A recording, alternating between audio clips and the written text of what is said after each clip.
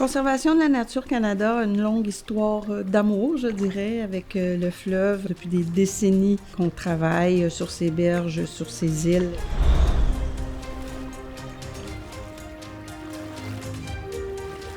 On y retrouve de nombreux écosystèmes extrêmement riches, essentiels à la survie d'une multitude d'espèces, faune, flore. Mais c'est essentiel aussi à notre propre survie comme être humain. Malheureusement, le Saint-Laurent fait face à de nombreux défis. Il y a des menaces à son intégrité. Le long des rives de l'estuaire, on retrouve d'abord de nombreuses espèces aquatiques, terrestres, très particulières qui ont besoin de ces milieux-là pour survivre, s'abriter, se nourrir, etc.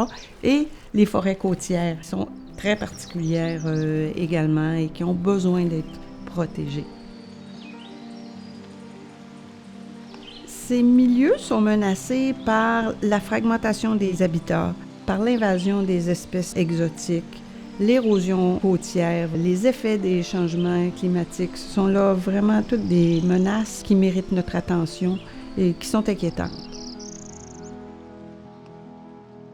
On vise par nos travaux à améliorer la qualité des eaux, à protéger l'habitat d'espèces qui sont particulièrement menacées. Puis on travaille aussi à engager les communautés pour les sensibiliser et les faire participer à la protection. On se trouve sur la propriété de Cap-au-Saumon dans Charlevoix, une propriété de 382 hectares. On a derrière nous un exemple du littoral que la propriété protège, un littoral qui s'étend sur 3,2 km de longueur.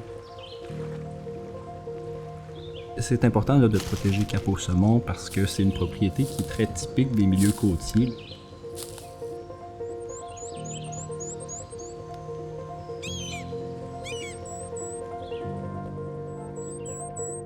Spécifiquement à Cap-au-Saumon, on se trouve là, dans un corridor de migration des oiseaux là, très important le long du fleuve Saint-Laurent.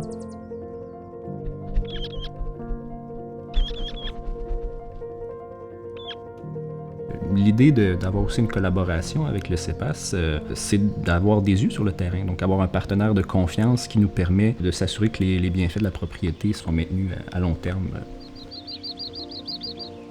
Le Centre écologique de Port-au-Saumon a pour mission d'éduquer et d'émerveiller les gens en nature. D'avoir un nouveau voisin comme Conservation de la nature Canada, pour nous, c'est inouï. Parce qu'on sait maintenant que le territoire à côté de nous est protégé dans la même cohérence que ce qu'on essaie de faire depuis des années. Et ça, c'est gagnant-gagnant, de mettre en valeur ces zones-là, mais aussi de les protéger.